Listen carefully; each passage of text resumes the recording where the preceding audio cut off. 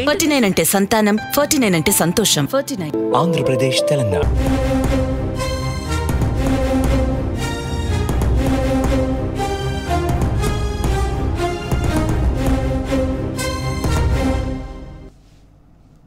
నమస్తే తెలంగాణ, నా పేరు Rajesh. Welcome to T News. ముందుగా హెడ్లైన్స్. ఎన్సీపీ ఎమ్మెల్యేలు ఎమ్మెల్సీలతో శరద్ పవార్ భేటీ. మహారాష్ట్ర రాజకీయ సంక్షోభంపై చర్చ. 42 మంది ఎమ్మెల్యేల మద్దతు ఉంటుందన్న షిండే. ఎవరెటున్నారో బల పరీక్షలో తెలుస్తుంది అన్న సంజయ్ రౌత్. ఉద్ధవ్ ఠాక్రేకు అండగా రంగంలోకి తృణమూల్. గౌహతిలో శివసేన రెబెల్స్ క్యాంపు ముందు టీఎంసీ ఎమ్మెల్యేల ధర్నా. ఆదానికి లబ్ధి చేకూర్చేందుకు బరి తెగించిన మోడీ సర్కార్. విదేశీ బొగ్గు కొనాల్సిందేనని కంపెనీలకు హుకుం. మంత్రి తలసానితో ఫిల్మ్ ఫెడరేషన్ ఛాంబర్ ప్రతినిధుల భేటీ. సమస్యల పరిష్కారంపై చర్చ. జొన్న రైతులకు అండగా రాష్ట్ర ప్రభుత్వం. మార్క్ఫెడ్ ఆధ్వర్యంలో కొనుగోళ్లు.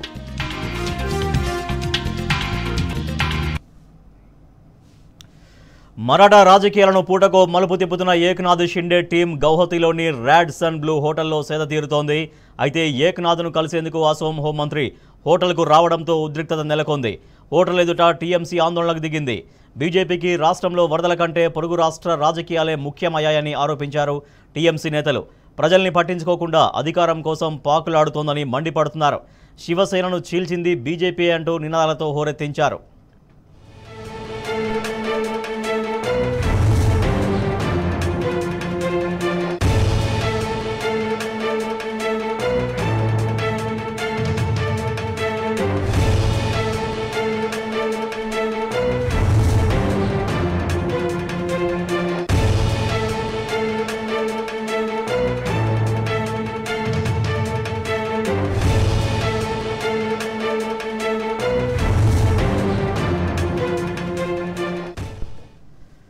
మరాఠా రాజకీయాల్ని పూటకో మలుపు తిప్పుతున్న ఏక్నాథ్ షిండే టీం గౌహతిలోని రాడ్సన్ బ్లూ హోటల్లో సేద తీరుతోంది. అయితే ఏక్నాథ్ను కలిసేందుకు అసోం హోంమంత్రి హోటల్కు రావడంతో ఉద్రిక్తత నెలకొంది. టీఎంసీ ఆందోళనకు దిగింది. బీజేపీకి రాష్ట్రంలో వరదల కంటే పొరుగు రాష్ట్ర రాజకీయాలే ముఖ్యమయ్యాయని ఆరోపించారు టీఎంసీ నేతలు. ప్రజలను పట్టించుకోకుండా అధికారం కోసం పాకులాడుతోందని మండిపడుతున్నారు. శివసేనను చీల్చింది బీజేపీయేనంటూ నినాదాలతో హోరెత్తించారు.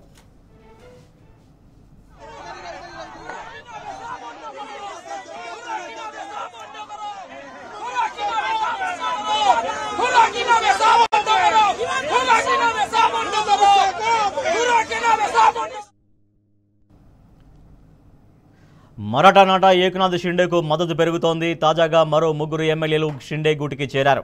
ఈ నేపథ్యంలో తనతో వచ్చిన నేతలతో కీలక సమావేశం నిర్వహిస్తున్న షిండే అనంతరం మహారాష్ట్ర తాత్కాలిక గవర్నర్ శ్రీధరన్ పిల్లైని కలిసే అవకాశం ఉంది.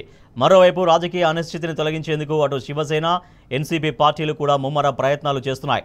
ఇప్పటికే ఎన్సీపీ నేతలతో ఆ పార్టీ అధినేత శరద్ పవార్ భేటీ కాగా ఉద్ధవ్ ఠాక్రే కూడా తన వర్గం ఎమ్మెల్యేలతో సమావేశమయ్యారు.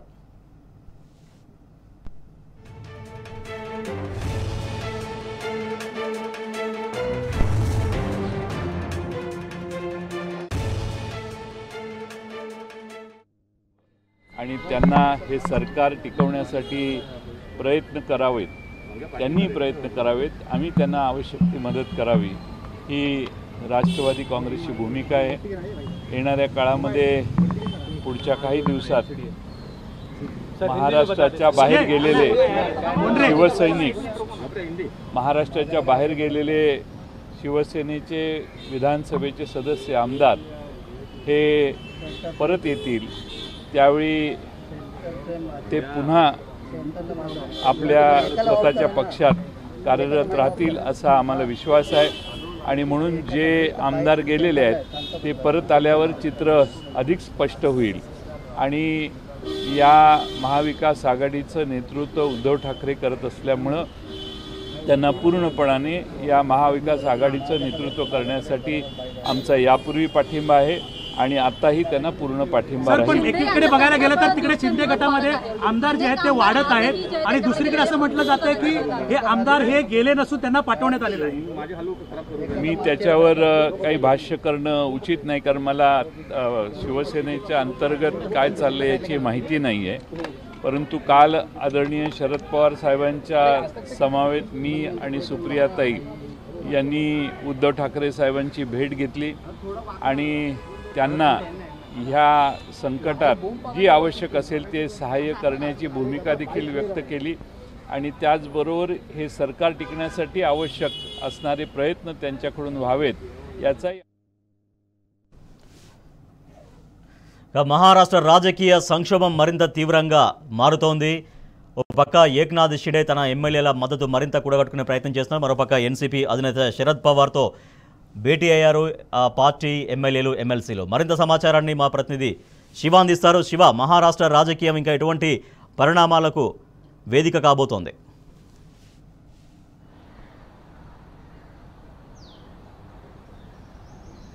రాజేష్, మహారాష్ట్రలో రాజకీయ అనిశ్చితి కొనసాగుతూనే వస్తూ ఉంది. నిన్నటి నుంచి చూస్తే మాత్రం ఈ పరిణామాలు అనూహ్య మలుపులు తీసుకుంటున్నటువంటి సందర్భాన్ని కూడా మనం చూస్తూ ఉన్నాం. ఇక కొద్దిసేపటి క్రితమే ఎన్సీపీ అధినేత శరద్ పవార్ తన పార్టీకి సంబంధించినటువంటి ఎమ్మెల్యేలు, ఎమ్మెల్సీలు, కీలక నేతలతో భేటీ అయ్యారు. అయితే తాజా పరిణామాల నేపథ్యంలో ఈ భేటీకి ప్రాధాన్యత సంతరించుకున్నటువంటి పరిస్థితి అయితే కనపడుతోంది. ఇక మరోవైపు ఇప్పటికే శివసేన పార్టీ తిరుగుబాటు నేత ఏక్నాథ్ షిండే వర్గానికి సంబంధించి ఎమ్మెల్యేల సంఖ్య క్రమంగా పెరుగుతున్న నేపథ్యంలో ఆయన కూడా ఏక్నాథ్ షిండే ప్రత్యేకంగా వచ్చినటువంటి ఎమ్మెల్యేలతో ప్రత్యేకంగా సమావేశం అవుతున్నట్టుగా కూడా తెలుస్తుంది. దాదాపుగా 40 పైచీలకు ఎమ్మెల్యేలు ప్రస్తుతం గౌహతిలోని ఏక్నాథ్ షిండే శిబిరంలో ఉన్నట్టుగా తెలుస్తుంది. అందులో దాదాపుగా శివసేన పార్టీ నుంచే 37 పైచీలకు ఎమ్మెల్యేలు ఉన్నట్టుగా కూడా తెలుస్తుంది. మిగిలిన మరికొంతమంది స్వతంత్రులుగా అయితే మనకు ప్రాథమికంగా సమాచారం అందుతోంది. అయితే ఈ మొత్తం ఎమ్మెల్యేలతో కలిసి ఆయన ప్రత్యేకంగా సమావేశం నిర్వహిస్తారని వార్తలు వినిపిస్తూ ఉన్నాయి. దీనికి సంబంధించి మహారాష్ట్రలో ప్రభుత్వ ఏర్పాటుకు సంబంధించే ఈ చర్చలు కొనసాగే అవకాశం ఉన్నట్టుగా అయితే తెలుస్తుంది. ప్రస్తుతం ఈ తిరుగుబాటు ఎమ్మెల్యేలంతా కూడా ప్రస్తుతం ఉన్నటువంటి మహా వికాస్ అఘాడీ ప్రభుత్వానికి మద్దతు ఉపసంహరించుకునే అవకాశం ఉన్నట్టుగా కూడా తెలుస్తుంది. దాంతోపాటుగా వారు మద్దతు ఇస్తున్నటువంటి నేత ఎవరైతే ఉన్నారో ఏక్నాథ్ షిండేకు పూర్తిగా తమ మద్దతు కొనసాగిస్తామంటూ లేఖలపైన సంతకాలు చేసి గవర్నర్ కార్యాలయానికి పంపే అవకాశం ఉన్నట్టుగా తెలుస్తుంది. గవర్నర్ని అపాయింట్మెంట్, వీడియో కాల్ ద్వారా అపాయింట్మెంట్ కూడా కోరే అవకాశం ఉన్నట్టుగా కూడా శివసేన తిరుగుబాటు ఎమ్మెల్యేల శిబిరం నుంచి కూడా సమాచారం అందుతోంది. ఇక మరోవైపు ఇక్కడ ఏదైతే మహారాష్ట్రలో కూడా మహావికాస్ అఘాడీ కూటమిలో ఉన్నటువంటి పార్టీలు కూడా ప్రత్యేకంగా ఆయా ఎమ్మెల్యేలతో సమావేశం నిర్వహిస్తోంది. ముఖ్యంగా ఎన్సీపీ కావచ్చు, అటు కాంగ్రెస్ పార్టీ కూడా నిన్నటి నుంచి ఆ పార్టీ ఎమ్మెల్యేలతోనే సమావేశాలు కూడా కొనసాగిస్తూ ఉంది. ఎప్పటికప్పుడు పరిణామాలన్నింటినీ కూడా వారు కూడా పర్యవేక్షిస్తూ ఉన్నారు. ఏఐసిసి ఎన్నికల ఈ సంబంధించి ఈ ప్రస్తుత సంక్షోభ ఇన్ఛార్జ్ ఉన్నటువంటి కమల్నాథ్ కూడా అటు ముగ్గురు పార్టీల నేతలతో కూడా సమావేశమవుతున్నారు. మహారాష్ట్ర కాంగ్రెస్ ఇన్ఛార్జ్తో పాటుగా ఇటు ఎన్సీపీ అధినేత శరద్ పవార్, అలాగే శివసేన అధినేత ఉద్ధవ్ ఠాక్రేతో కూడా నిన్న కీలకంగా సమావేశమయ్యారు. ఇక ప్రస్తుత పరిణామాల నేపథ్యంలో ప్రస్తుతం ఎన్సీపీ కీలక సమావేశం అయితే నిర్వహిస్తూ ఉంది. దాంతోపాటుగా అటు ఏదైతే శివసేన పార్టీ తిరుగుబాటు నేత ఏక్నాథ్ షిండే శిబిరం వద్ద కొంత హైడ్రామ్ అయితే కొనసాగింది. కొద్దిసేపటి క్రితమే వారు బస చేస్తున్నటువంటి హోటల్ బయట అసోం చెందినటువంటి టీఎంసీ కార్యకర్తలు పెద్ద ఎత్తున ఆందోళన నిర్వహించారు. ఓ పక్క రాష్ట్రంలో వరదల తాకిడి నేపథ్యంలో దాదాపు 20 లక్షల మంది నిరాశ్రులయ్యారు. అనేక రకాలుగా ఇబ్బందులు పడుతుంటే ఇక్కడ ఉన్నటువంటి ముఖ్యమంత్రి కావచ్చు, అలాగే మొత్తం ప్రభుత్వం అంతా, యంత్రాంగం అంతా కూడా మహారాష్ట్రలో ప్రభుత్వాన్ని కూల్చే కుట్రలో నిమగ్నమై ఉన్నారని కూడా టీఎంసీ నేతలు చెప్తా ఉన్నారు. ఓ పక్క రాష్ట్ర ప్రజలను, ఎన్నుకున్నటువంటి ప్రజలను ఆదుకోవాల్సిన సందర్భంలో పక్క రాష్ట్రంలో ఉన్నటువంటి ప్రభుత్వాలను కూల్చే ఒక కుట్రలకు తెరలేపుతున్నారటువంటి అంశాన్ని కూడా వారు ఆరోపిస్తూ ఉన్నారు. ముఖ్యంగా నిన్నటి నుంచి చూస్తూ ఉన్నాం. నిన్న ఏదైతే శివసేన తిరుగుబాటు ఎమ్మెల్యేలంతా కూడా గౌహతి హోటల్కి చేరుకున్న క్రమంలో అక్కడికి రాష్ట్ర ముఖ్యమంత్రి స్వయంగా హిమంత బిశ్వ శర్మ అక్కడికి వెళ్ళి వారితో మాట్లాడటం జరిగింది. తర్వాత కొద్దిసేపటి క్రితమే అసోం రాష్ట్ర హోంశాఖ మంత్రి కూడా అక్కడికి వెళ్ళినట్టుగా తెలుస్తుంది. ఈ నేపథ్యంలోనే ఈ స్థాయిలో ఆందోళన జరిగినట్టుగా అయితే తెలుస్తుంది. ఇటువంటి కుట్రలు మానుకొని ప్రస్తుతం అసోంలో వరదల తాకిడితో ఇబ్బందులు గురవుతున్నటువంటి ప్రజలను ఆదుకోవాలని టీఎంసీ కార్యకర్తలంతా కూడా డిమాండ్ చేస్తూ ఉన్నారు. వారందరినీ పోలీసులు అదుపులోకి తీసుకున్నటువంటి సందర్భాన్ని అయితే మనం చూసాం. ఇటు మరోవైపు ఏక్నాథ్ షిండే కూడా దీని పరిణామాలకు తగ్గట్టుగానే ఆయన వేగంగా అడుగులు వేస్తూ ఉన్నారు. మొదటి నుంచి కూడా ఏదైతే demand Shiv Sena party chief Uddhav Thackeray ముందు రైట్ శివ ఎన్సీపీ ఎమ్మెల్యేలతో ఎమ్మెల్సీలతో శరద్ పవార్ భేటీ అయ్యారు ఎన్సీపీ అధినేత. సో వాళ్ళ వ్యూహం ఎట్లా ఉండే అవకాశం ఉంది? ఇప్పుడు జరుగుతున్నటువంటి పరిణామాలని ఎన్సీపీ ఎట్లా చూస్తుంది? వాళ్ళ వ్యూహం కానీ వాళ్ళ నిర్ణయాలు కానీ ఎట్లా ఉండే అవకాశం ఉంది? ఆ నిర్ణయాలకు సంబంధించినటువంటి ఒక సారాంశం అనేది ఎప్పుడు మనకు తెలిసే అవకాశం ఉంది?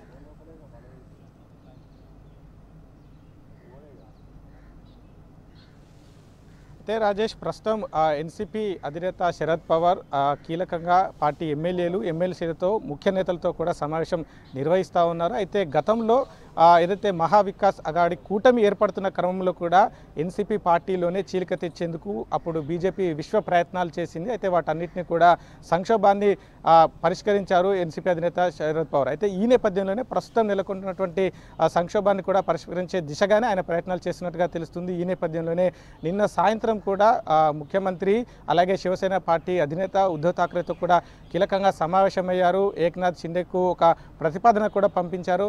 అవసరమైతే ప్రస్తుతం మహారాష్ట్ర ముఖ్యమంత్రి పదవిని ఏక్నాథ్ షిండేకు అప్పగించాలన్నటువంటి ఒక ప్రతిపాదనను కూడా చేసినట్టుగా మనకు సమాచారం అందుతుంది. అయితే అయినప్పటికీ ఆ ప్రతిపాదనను ఏక్నాథ్ షిండే తిరస్కరించడం, మహావికాస్ అఘాడి కూటమి నుంచి బయటికి రావాలనేటువంటి ఒకే డిమాండ్ మీద ఆయన చెప్తా ఉన్నారు. అయితే ఈ నేపథ్యంలోనే ఆ తిరస్కరించిన తర్వాత అటు శివసేన అధినేత ముఖ్యమంత్రి అధికారిక నివాసాన్ని వదిలి సొంత నివాసానికి మాతోశ్రీకి వెళ్ళిన క్రమం తర్వాత ఇప్పుడు ఎమ్మెల్యేలంతా కూడా ఒక్కొక్కరుగా ఏక్నాథ్ షిండే శిబిరానికి చేరుకోవడం, మొత్తం పరిణామాలన్నిటికి సంబంధించి అయితే కీలకంగా ఎన్సీపీ అధినేత చర్చిస్తున్నట్టుగా తెలుస్తుంది. అయితే నిన్న ఏదైతే ప్రతిపాదనలు వచ్చాయో మహావికాస్ అఘాడి కూటమి ముందుకు అసెంబ్లీ రద్దు అలాగే ముఖ్యమంత్రి రాజీనామాకు సంబంధించి అయితే శరద్ పవార్ జోక్యం చేసుకోవడం వల్లనే నిన్న ఆ ప్రతిపాదనలు కాస్త వాయిదా వేసినట్టుగా అయితే తెలుస్తుంది. ప్రస్తుతం అసెంబ్లీని రద్దు చేస్తే తదుపరి పరిణామాలు ఏ విధంగా ఉంటాయి, ఎమ్మెల్యేలను ఏ విధంగా ఒకే దగ్గర ఉంచడంతో పాటుగా వారిని ఐకమత్యంగా ఉంచడం అంశానికి సంబంధించి కీలకంగా చర్చ జరుగుతున్నట్టుగా తెలుస్తుంది. ఒకవేళ ఏక్నాథ్ షిండే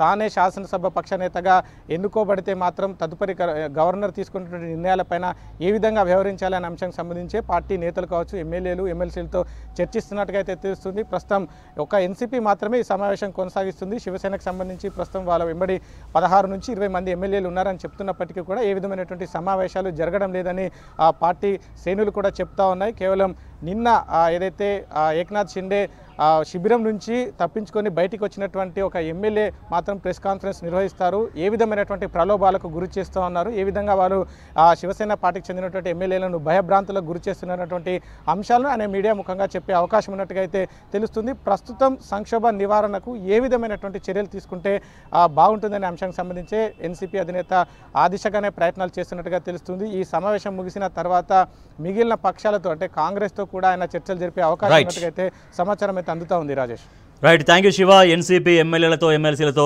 శరద్ పవార్ భేటీ అయ్యారు. మహారాష్ట్ర రాజకీయ పరిణామాలపైన తీసుకోవాల్సిన నిర్ణయాలపైన చర్చిస్తున్నారు. మరోపక్క 42 మందికి పైగా ఎమ్మెల్యేల మద్దతు తమకు ఉంది అంటూ ఏక్నాథ్ షిండే తమ మద్దతు ఇంకా మరింత పెంచుకునే ప్రయత్నం చేస్తున్నారు. డర్టీ పాలిటిక్స్ కు బీజేపీ కేర్ ఆఫ్ అడ్రస్ గా మారింది. ఎలాగైనా అధికారంలోకి రావాలని కుట్రలు కుతంత్రాలకు తెరలేపుతోంది. మెజార్టీ లేకున్నా అధికారంలోకి వచ్చేందుకు పవర్ పాలిటిక్స్ చేస్తోంది. 2014 నుంచి 7 రాష్ట్రాల్లో అనైతికంగా బీజేపీ అధికారంలోకి వచ్చింది. ప్రస్తుతం మహారాష్ట్రలో కూడా అలాంటి రాజకీయాలు చేస్తోంది. పార్లమెంటరీ ప్రజాస్వామ్యం మీద విశ్వాసం లేదు. అశేష ప్రజానీకం ఇచ్చిన తీర్పుపైన గౌరవం అంతకంటే లేదు. ఎన్నికల ప్రక్రియతో పనిలేదు. ఓట్లు ఎవరికి వేసినా ఎవరికి మెజారిటీ వచ్చినా వాళ్ళు పూర్తికాలం అధికారంలో ఉంటారన్న గ్యారంటీ ఎంతమాత్రం లేదు. ఎన్నికలు ఎలా జరగని, ఎవరు అధికారంలోకి రాని, పవరు మాత్రం తమకే దక్కాలి. ఇందుకోసం దేనికైనా తెగబడాలి, ఎంతకైనా దిగజారాలి. తమకు అధికారం దక్కేదాకా ఎవరినైనా ఎలాగైనా లొంగదీసుకోవాలి. ఇది బీజేపీ నీతి. ప్రాంతీయ అస్తిత్వాలను కాలరాసి విపక్షాలను పూర్తిగా నిర్వీర్యం చేసి నియంతృత్వంగా వ్యవహరించడం స్వతంత్ర భారత చరిత్రలోనే కనీవిని ఎరగనిది. 2014 నుంచి 6 రాష్ట్రాల్లో బీజేపీకి మెజారిటీ లేకున్నా అధికారంలోకి రావడమే ఇందుకు ఉదాహరణ. తాజాగా మహారాష్ట్రలో జరుగుతున్నది అదే. ప్రభుత్వాలను పడగొట్టడంలో బీజేపీ మొదట అడుగు వేసింది అరుణాచల్ ప్రదేశ్లోని. 2014లో అరుణాచల్ అసెంబ్లీకి జరిగిన ఎన్నికల్లో 80 సీట్లకు 42 సీట్ల భారీ మెజారిటీతో కాంగ్రెస్ పార్టీ అధికారంలోకి వచ్చింది. బీజేపీ 11 సీట్లతో సరిపెట్టుకున్నది. 2016 నాటికి సీన్ మారిపోయింది. ముందుగా నాబమ్ టుకీ ముఖ్యమంత్రి అయ్యారు. 2016 జూలైలో కాంగ్రెస్ ఎమ్మెల్యే పెమా ఖండు మొత్తం 40 మంది ఎమ్మెల్యేలతో పీపుల్స్ పార్టీ ఆఫ్ అరుణాచల్లో చేరి బీజేపీ లోపాయికార మద్దతుతో అధికారంలో కొనసాగారు. ఏడాది తర్వాత బీజేపీలో ఆ పార్టీని విలీనం చేసేశారు. మనిషి నెత్తురు రుచి చూసిన పులి మాదిరిగా అరుణాచల్ సక్సెస్తో బీజేపీ రెచ్చిపోయింది. 2019 ఎన్నికల తర్వాత కర్ణాటకలో జేడీఎస్ కాంగ్రెస్ సంకీర్ణ ప్రభుత్వం ఏర్పాటు చేసింది. ఆ ఎన్నికల్లో బీజేపీ అత్యధిక స్థానాలు గెలుచుకోవడంతో ముందుగా బీజేపీకి గవర్నర్ అవకాశం ఇచ్చారు. యెడ్యూరప్ప అధికారంలోకి వచ్చారు. కానీ మెజారిటీ లేకపోవడంతో విశ్వాస పరీక్షకు ముందే రాజీనామా చేయాల్సి వచ్చింది.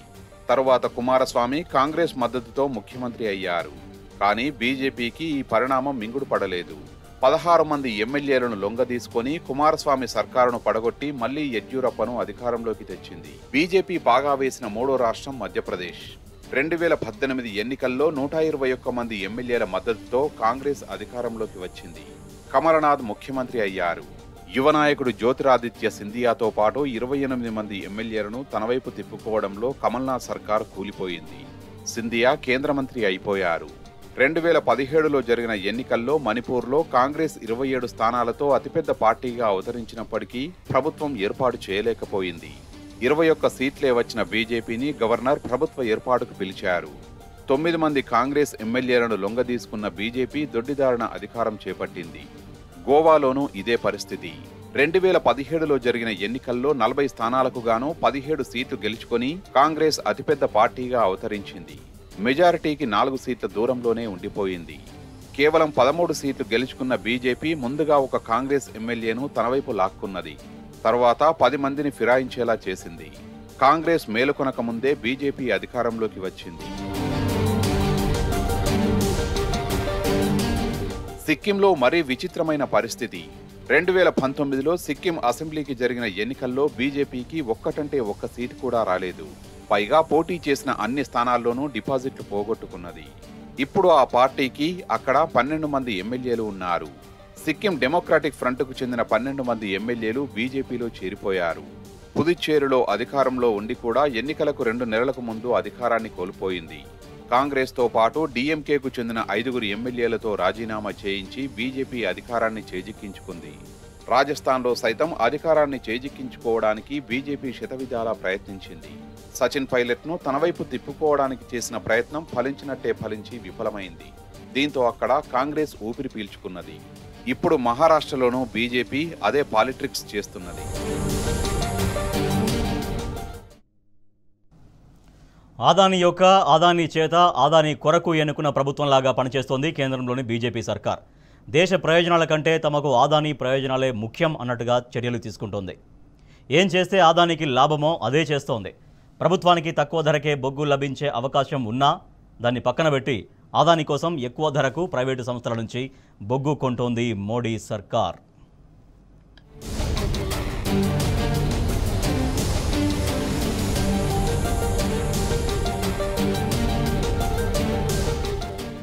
శ్రీలంకలో అదానీ కంపెనీకి పోటీ లేకుండా పవర్ ప్లాంట్ కాంట్రాక్టు కట్టబెట్టేలా మోదీ సర్కారు ఒత్తిడి తెచ్చిందని తీవ్రస్థాయిలో విమర్శలు ఎదురవుతున్నా ఇప్పటికీ బీజేపీ సర్కారు అదే వైఖరి అవలంబిస్తోంది. తమకు సన్నిహితులైన కార్పొరేట్లకు ప్రయోజనం కల్పించేలా నిబంధనలు మారుస్తూనే ఉంది. రష్యా, ఆస్ట్రేలియా, ఇండోనేషియా, దక్షిణాఫ్రికా వంటి దేశాల నుంచి బొగ్గు దిగుమతులకు ప్రభుత్వాల స్థాయి ఒప్పందాల విషయంలో మోదీ సర్కారు తీరు సరిగా లేదు. ఈ దేశాలతో ప్రభుత్వాల స్థాయిలో ఒప్పందాలు కుదిరితే మనకు తక్కువ రేటుకే బొగ్గు లభిస్తుంది.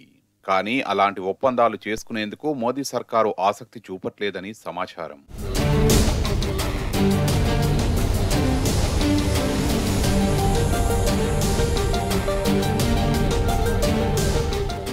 ప్రభుత్వాల మధ్య ఒప్పందాలు లేకపోవడంతో కోల్ ఇండియా లిమిటెడ్ ప్రైవేటు కంపెనీల నుంచి అధిక ధరలకు బొగ్గు కొంటోంది.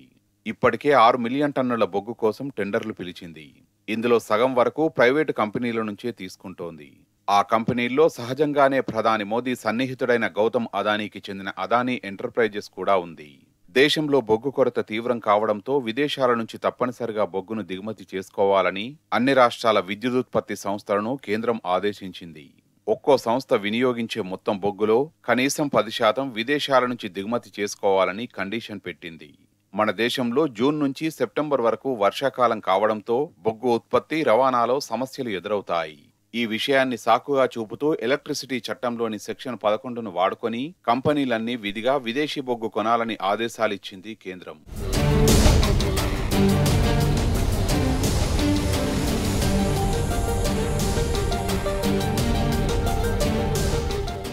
ఇక తక్కువ రేటుకే దొరికే అవకాశమున్నా కేంద్రంలోని బీజేపీ ప్రభుత్వం మాత్రం పట్టించుకోవడం లేదు. భారత ప్రభుత్వం చొరవ చూపితే రష్యా, ఆస్ట్రేలియా, ఇండోనేషియా, దక్షిణాఫ్రికా దేశాలు డిస్కౌంట్ రేటుకు బొగ్గు సరఫరా చేసేందుకు సిద్ధంగా ఉన్నాయి. ఈ అవకాశాన్ని వదులుకొని ప్రైవేటు కంపెనీల వద్దే బొగ్గు కొనేందుకు CIL ఆసక్తి చూపిస్తోంది. ఇటీవలే 11 ప్రైవేటు బొగ్గు సరఫరా కంపెనీలతో ప్రీబిడ్డింగ్ సమావేశం నిర్వహించినట్టు రెగ్యులేటరీ ఫైలింగ్లో వెల్లడించింది. ఈ సమావేశానికి హాజరైన వాటిలో Adani enterprises, Mohit minerals, Chettinad logistics సంస్థలు ఉన్నాయి. ఆ కంపెనీల కోరిక మేరకు బిడ్డింగ్ ప్రైజ్ కాల వ్యవధిని 90 రోజుల నుంచి 60 రోజులకు తగ్గించినట్టు CIL అధికారులు తెలిపారు. అంతేకాకుండా బొగ్గు సప్లై విషయంలో కూడా ప్రైవేటు కంపెనీలకు ప్రయోజనం కలిగేలా CIL పలు మార్పులు చేసింది. సరఫరా ఆర్డర్ లేఖ అందిన 4 నుంచి 6 వారాల్లోపు బొగ్గు సరఫరా చేయాలని కొత్త నిబంధన పెట్టింది. ఇది అదానీ వంటి అతి కొద్ది కంపెనీలకే లాభం చేకూరుస్తుందని నిపుణులు చెబుతున్నారు. ఈ ప్రొక్యూర్మెంట్ పోర్టల్లో కూడా కొన్ని కంపెనీలకు అనుకూలంగా నిబంధనలు మార్చారు. కొన్ని ప్రైవేటు సంస్థలకు నిరంతరం టెండర్లు లభించేలా ప్రస్తుతం వివిధ దశల్లో ఉన్న టెండర్లన్నింటినీ రద్దు చేయాలని కేంద్ర విద్యుత్ శాఖ అన్ని రాష్ట్రాలకు ఆదేశాలిచ్చింది.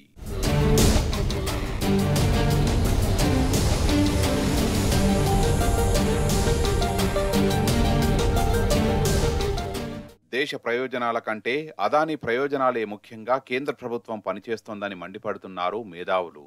బొగ్గు డిస్కౌంటులో లభిస్తున్నా అధిక ధరలకు కొనడంపై ప్రజలు ఆగ్రహం వ్యక్తం చేస్తున్నారు.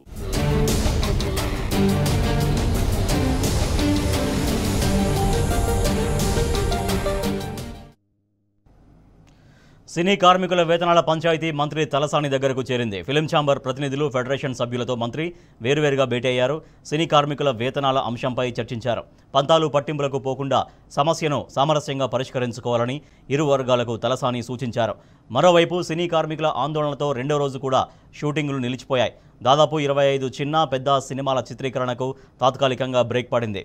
వేతనాల అంశం తేలే వరకు షూటింగులు మొదలు కాకపోవచ్చని సినీ వర్గాలు చెబుతున్నాయి.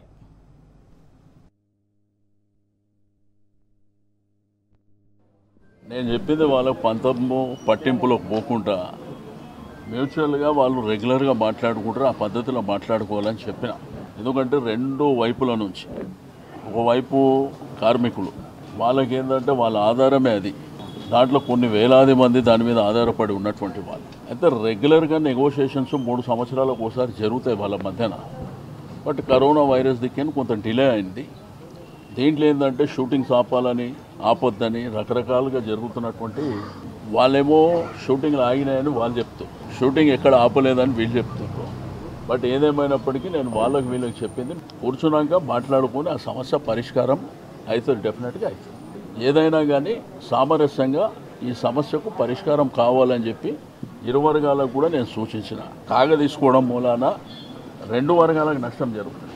అక్కడ నిర్మాతలకు కానీ ఇక్కడ వైపు వీళ్ళకి కానీ నష్టం జరిగేటువంటి పరిస్థితులు ఉంటాయి. కాబట్టి అందుకే పంతము పట్టింపులో పోకుండా మ్యూచువల్గా కూర్చొని సెటిల్ చేసుకోవాలని చెప్పి. అసోంలో వరద బీభత్సం కొనసాగుతోంది. బ్రహ్మపుత్ర, బరాక్ నదులు ఉప్పొంగి ప్రవహిస్తుండటంతో 32 జిల్లాలు నీట మునిగాయి. దీంతో నిన్న ఒకరోజే 12 మంది మృతి చెందగా వారం రోజుల్లో మరణించిన వారి సంఖ్య 101కి చేరింది. వందల మంది గల్లంతయ్యారు. వర్షాలు, వరదల ధాటికి 55 లక్షల మంది నిరాశ్రయులయ్యారు. కచార్, కరీంగంజ్, హైలకండి, నగావోన్ జిల్లా, ఫలిగురి జిల్లాల్లో పరిస్థితులు దుర్భరంగా మారాయి. బరాకు, కుషియారా నదులు ఉగ్రరూపం దాల్చడంతో లోతట్టు ప్రాంతాలు నీట మునిగాయి. వరద ప్రభావిత ప్రాంతాల ప్రజలని సురక్షిత ప్రాంతాలకు తరలిస్తున్నారు. సీఎం హిమంత బిశ్వ శర్మ వరద ప్రభావిత ప్రాంతాల్లో పర్యటిస్తున్నారు.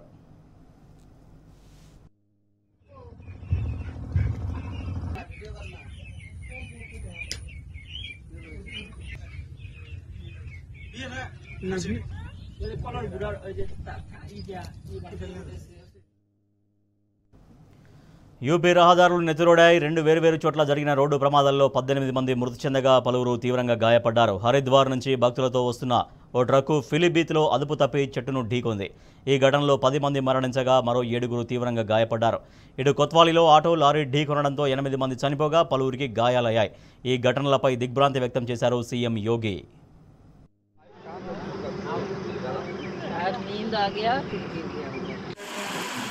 और इसने ड्राइवर ने इधर रोड से इधर और बीच में जो ऊंचाई होती है हाईवे ने एक बारी ये वहीं बैठा रहा। अब కొమ్రంభీం ఆసిఫాబాద్ జిల్లాలో జలపాతాలు పరవళ్లు తొక్కుతున్నాయి. గత 2 రోజులుగా కురుస్తున్న వర్షాలతో లింగాపూర్ మండలం పరిధిలోని సప్తగుండాల జలపాతం ఉప్పొంగి ప్రవహిస్తోంది. భారీగా వరద నీరు రావడంతో మిట్టే జలపాతం కొండలపై నుంచి కిందకు దూకుతోంది. ఈ అద్భుత జల దృశ్యాలు ఆహ్లాదాన్ని పంచుతున్నాయి. అటు వాగులు వంకలు జోరుగా ప్రవహిస్తున్నాయి. ఈ సుందర జల దృశ్యాల్ని చూసేందుకు పర్యాటకులు పోటెత్తుతున్నారు. సెల్ఫీలు దిగుతూ ఎంజాయ్ చేస్తున్నారు.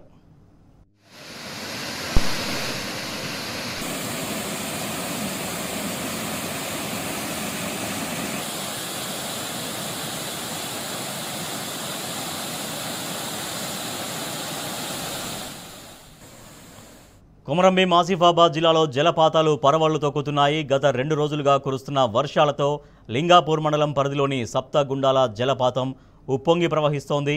భారీగా వరద నీరు రావడంతో మిట్టే జలపాతం కొండలపై నుంచి కిందకు దుంకుతోంది. ఈ అద్భుత జల దృశ్యాలు ఆహ్లాదాన్ని పంచుతున్నాయి. అటు వాగులు వంకలు జోరుగా ప్రవహిస్తున్నాయి. ఈ సుందర జల దృశ్యాల్ని చూసేందుకు పర్యాటకులు పోటెత్తుతున్నారు. సెల్ఫీలు దిగుతూ ఎంజాయ్ చేస్తున్నారు.